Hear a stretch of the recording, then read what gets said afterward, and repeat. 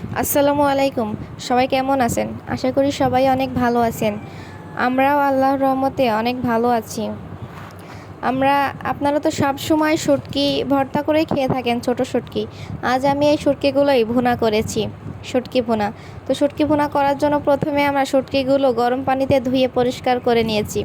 তারপরে একটা মশলা বানিয়েছি। সেই মশলাটা শুকনা মরিচ, এলাচ ফল, জিরা, আদা, রসুন কুচি 2টা একসাথে দিয়ে ব্লেন্ড করে নিয়েছি। তারপরে রান্নার জন্য চুলাইতে একটা প্যান বসিয়ে পর্যাপ্ত পরিমাণে তেল দিয়ে শুটকি মাছগুলো 1 মিনিটের জন্য একটু টেলে নেব।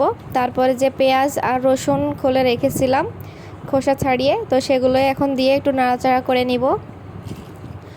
অল্প কিছুক্ষণ নাড়াচাড়া করার পর যখন হালকা একটু কালার চেঞ্জ হয়ে আসবে, তখনই আমরা 1 চামচ লবণ আর 1 চামচ হলুদ দিয়ে নিব।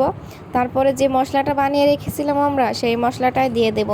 মশলাটা দেওয়ার পরে এখন আমরা একটুখানি কষানোর জন্য পানি দিয়ে নেব।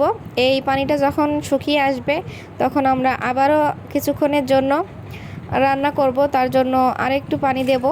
দিয়ে এই পানিটা যখন শুকিয়ে আসবে, একদম শুকনা শুকনা হয়ে আসবে, তখনই আমরা এটা নামিয়ে ফেলবো। তো এই পর্যায়ে কিন্তু আমাদের চুলার আঁচ মিডিয়াম রাখতে হবে।